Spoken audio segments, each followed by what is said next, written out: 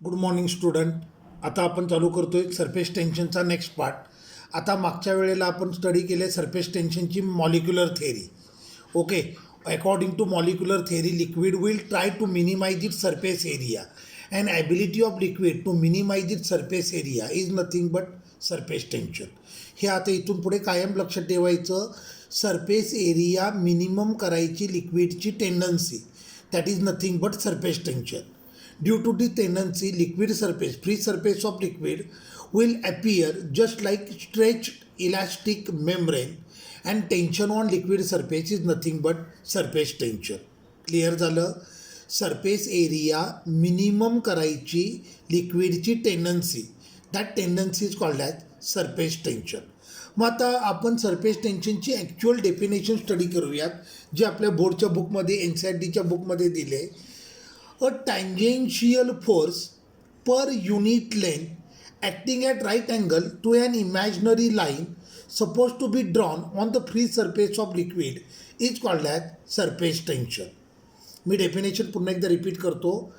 A tangential force per unit length acting at right angle to an imaginary line supposed to be drawn on the free surface of liquid is called as surface tension. लक्ष द्या, हा लिक्विडचा free surface आहे. आता suppose करा मला लिक्विडला cut करायचं आहे. Practically लिक्विडला cut करता येत नसतं. मी इमॅजिन करा म्हणतोय. इमॅजिन करा आपल्याला फ्री सरफेसला कट करायचं आहे. मग मी ही एक लाईन ड्रॉ केली on free surface of liquid.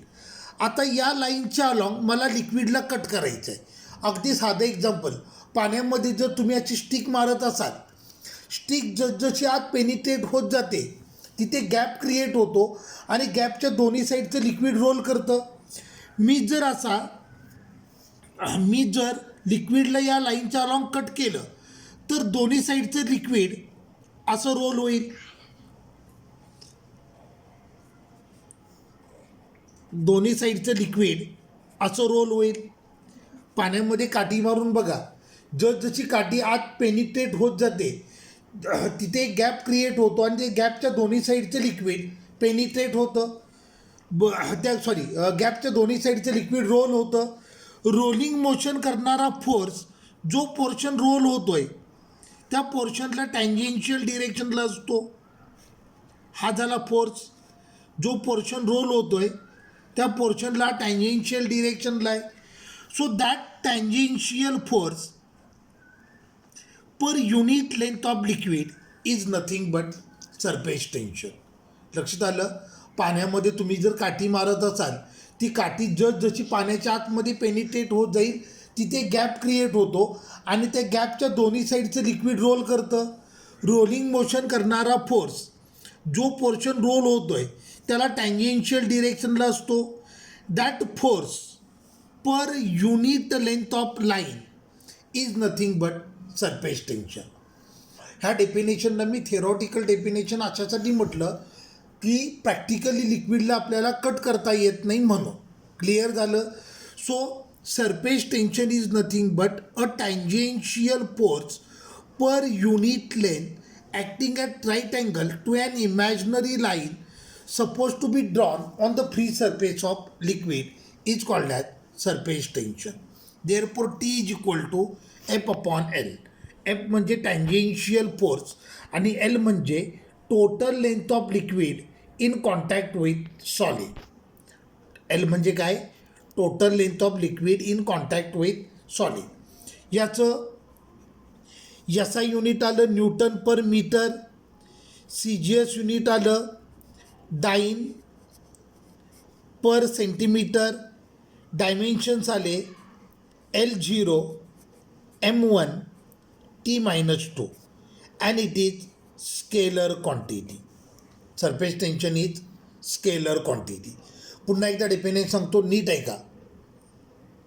A tangential force per unit length acting at right angle to an imaginary line suppose to be drawn on the free surface of liquid is called as surface tension. Therefore surface tension formula आला F upon L. ह्याच्यावरनं force due to surface tension फॉर्म्युलाला F is equal to T into L. हा formula आपल्याला NEET जेईसाठी खूप important आहे. Force due to surface tension is nothing but T into L. T म्हणजे surface tension, L म्हणजे total length of liquid in contact with solid. मग surface टेन्शनची काही मी important relation सांगतो. आता लक्ष द्या. हा लिक्विडचा फ्री सरफेस आहे. या फ्री सरफेसवर मी एक नीडल केअरफुली प्लेस केली. आता नीडलला थोडंसं ग्रीसिंग केलं आणि तिला जर केअरफुली लिक्विड सरफेसवर प्लेस केलं तर नीडल सिंक होत नाही, ती त्या लिक्विड सरफेसवर फ्लोट होते. मी काय म्हणतो लक्षात येत आहे.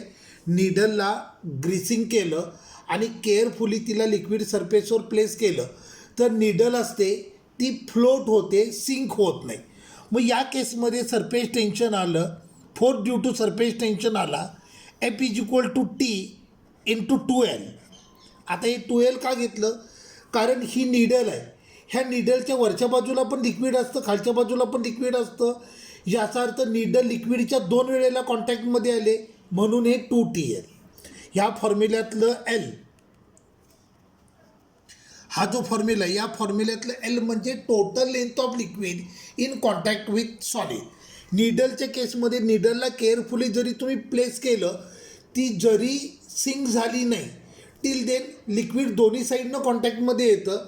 त्यामुळं लेंथची टोटल लेंथ आली 2L which is in contact with liquid. मग हा फॉर्म्युलाला F is equal to 2TL. Clear झालं. आता पुढचं आहे ते म्हणजे स्क्वेअर फ्रेम.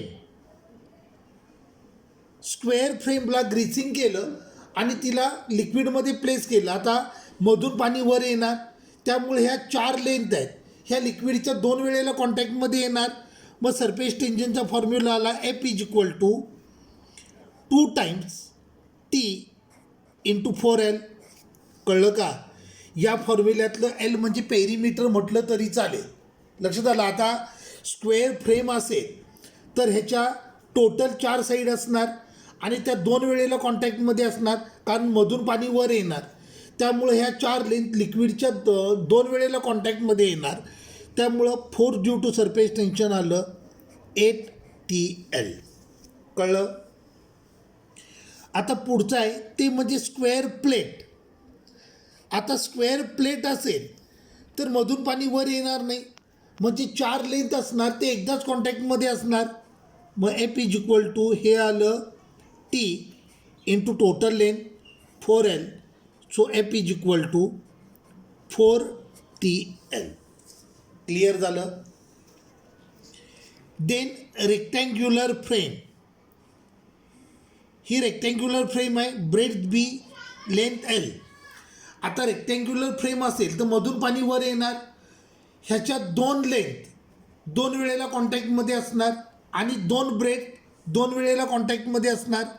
मग एफ इज इक्वल टू 2 वेळेला कॉन्टॅक्ट आहे आणि 2 लेंथ आहेत, 2 ब्रेथ आहेत.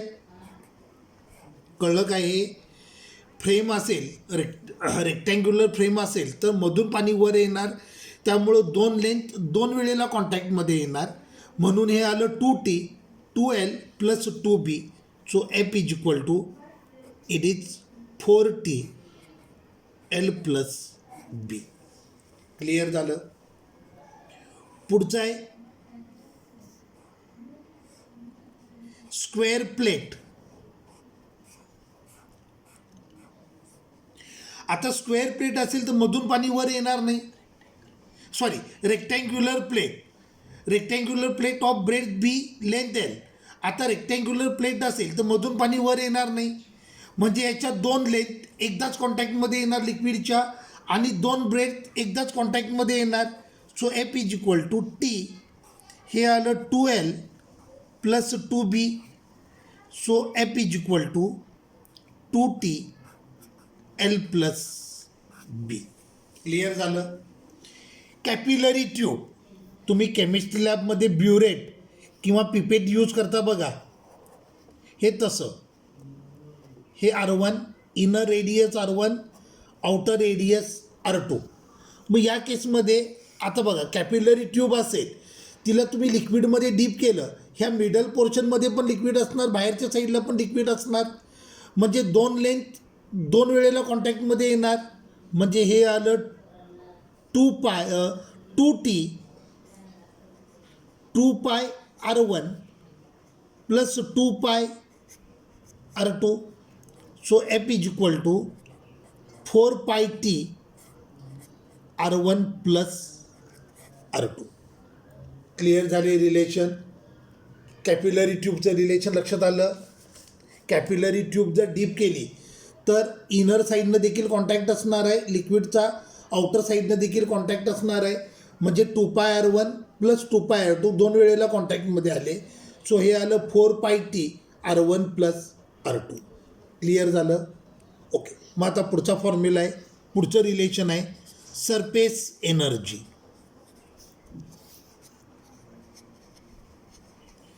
Surface energy. Potential energy stored per unit surface area of liquid is called as surface energy. Potential energy stored per unit surface area of liquid is called as surface energy. So surface energy formula आला, potential energy stored per unit area. कळलं. Surface energy, potential energy stored per unit area. SI unit आलं joule per metre square, CGS unit आलं erg पर centimetre square, dimensions आले L0 M1 T-2. तर आता एक गंमत लक्षात घ्या, सरफेस एनर्जी आणि सरफेस टेन्शन दोघांचे डायमेन्शन सेम असतात. लक्षात आलं. Surface energy and surface tension has same dimension आणि हे डायमेन्शन असतात same as that of force constant. लक्षात आलं. Surface tension, surface energy, force constant या तिघांचे डायमेन्शन सेम असतात. So potential energy stored per unit surface area of liquid is called as surface energy. मग आता आपल्याला रिलेशन स्टडी करायचं आहे सरफेस एनर्जी आणि सरफेस टेन्शनमधलं रिलेशन. सो पुढचा न्यू पॉईंट आहे relation between surface tension and surface energy. हा JEE नीटसाठीचा इम्पॉर्टंट पॉईंट, प्लस हे बोर्डला देखील इम्पॉर्टंट असणार आहे. बोर्डचा हा 2 मार्कचा question, relation between surface tension and surface energy. आता लक्ष द्या, माझ्याकडे एक मेटॅलिक फ्रेम आहे.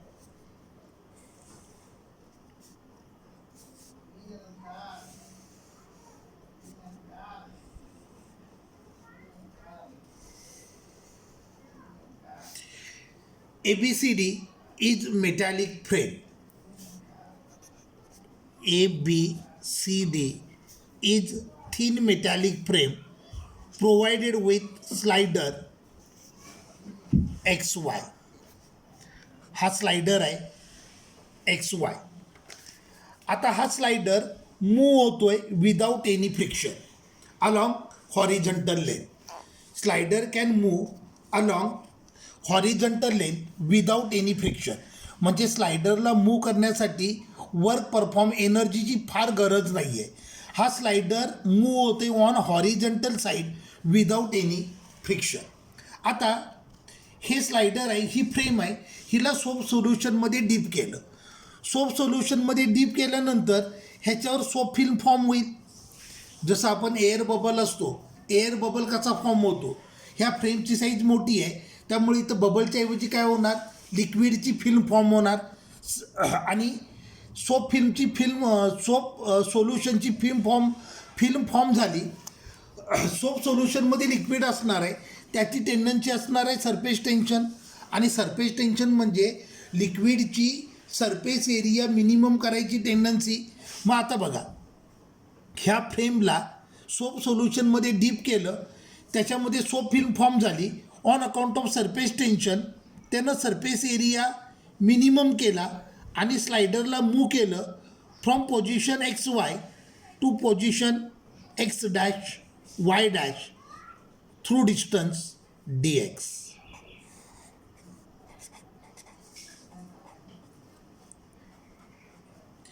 ही झाली सोप फिल्म. लक्षात आलं मी काय म्हटलं बघा.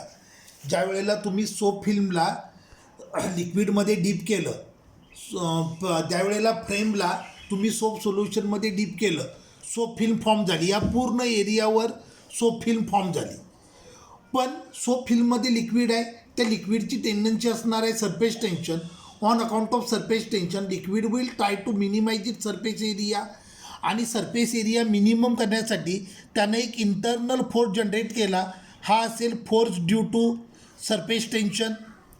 आणि due to surface tension slider move झाला from position X Y to position X dash Y dash through distance D X. कळलं का?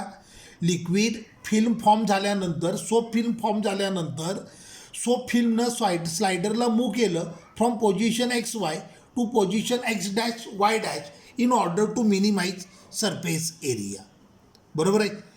L is length of vertical side.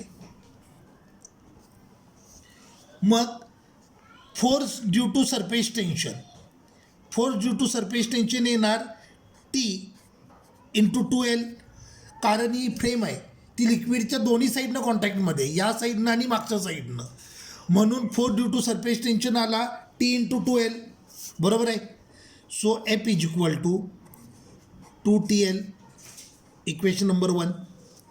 आता सोप फिल्म ब्रेक न करता स्लायडरला मूव्ह करायचं आहे from position X dash Y dash to position X Y. त्यासाठी आपल्याला external force apply करावा लागेल. बरोबर आहे. हा झाला अप्लाइड फोर्स. आता प्रॅक्टिकली जर मला स्लायडरला मूव्ह करायचं असेल from position X dash Y dash to position X Y, external force जो यूज करावा लागेल तो इंटरनल फोर्सपेक्षा स्लाइटली ग्रेटर असायला पाहिजे. पण इथे प्रिकॉशन घ्यायची की स्लायडर मूव्ह होताना आपल्याला सोप फिल्म ब्रेक करायची नाही आहे. सोप फिल्मला ब्रेक न करता स्लायडरला जर मूव्ह करायचं असेल from position X dash Y dash to position X Y, आपल्याला एवढाच फोर्स यूज करावा लागेल. So force due to surface tension is equal to applied force. Therefore applied force is equal to 2TL. आता ज्या वेळेला स्लायडरला तुम्ही मूव्ह कराल, हा force due to surface tension एक्सपान्शनला अपोज करेल. या अपोजिशनच्या अगेन्स्ट आपल्याला वर्क परफॉर्म करावं लागेल. Therefore work done is equal to internal force due to surface tension into displacement of slider. स्लायडरचं डिस्प्लेसमेंट आहे DX. आता सरफेस टेन्शनचा फोर्स आणि applied force they are equal in magnitude. तुम्ही जर ग्रेटर फोर्स यूज करत असाल तर त्या केसमध्ये मग फिल्म ब्रेक व्हायचा चान्स आहे. आपल्याला फिल्मला ब्रेक न करता स्लायडरला मूव्ह करायचं आहे from position X dash Y dash to position X Y. त्यामुळं इंटरनल फोर्स जेवढा असेल तेवढाच एक्सटर्नल फोर्स पण यूज करावा लागेल. So DW is equal to applied force into DX. Therefore DW is equal to 2TL into DX. Therefore DW is equal to T 2 into L into DX. आता diagram बघा. L into DX म्हणजे increase in surface area of film. बरोबर आहे. L into DX म्हणजे काय? Increase in surface area या बाजूचा. आता फिल्मला दोन सरफेस असणार आहेत. बाहेरच्या बाजूनं जसा एरिया त्याचा इन्क्रीज होणार तसा मागच्या बाजूनं पण होणार. मग 2 टाइम्स L इंटू DX हे झालं total increase in surface area. मी काय म्हटलं लक्षात आलं? L into DX increase in surface area from one side. फिल्मला दोन साईड असणार आहेत त्यामुळं 2 टाइम्स L इंटू DX हे काय झालं? Total increase in surface area. Therefore DW is equal to T into DA. Therefore T is equal to DW upon DA. This is work done per unit surface area. Work is always stored in the form of potential energy. Therefore T is equal to potential energy divided by surface area. Potential energy per unit area that is nothing but surface energy. Therefore T is equal to surface energy. So surface tension is numerically equal to surface energy. Clear झालं. Surface tension आणि surface एनर्जीमध्ये काय relation असं लक्षात आलं. Surface tension is numerically equal to surface energy, म्हणून त्यांचे dimensions same आले होते. ठीक आहे. आता याच्या पुढे जेई आणि नीटवाले पॉईंट असणार आहेत जे खूप इम्पॉर्टंट आहेत, ते आपण नेक्स्ट लेक्चरमध्ये स्टडी करूया. ओके.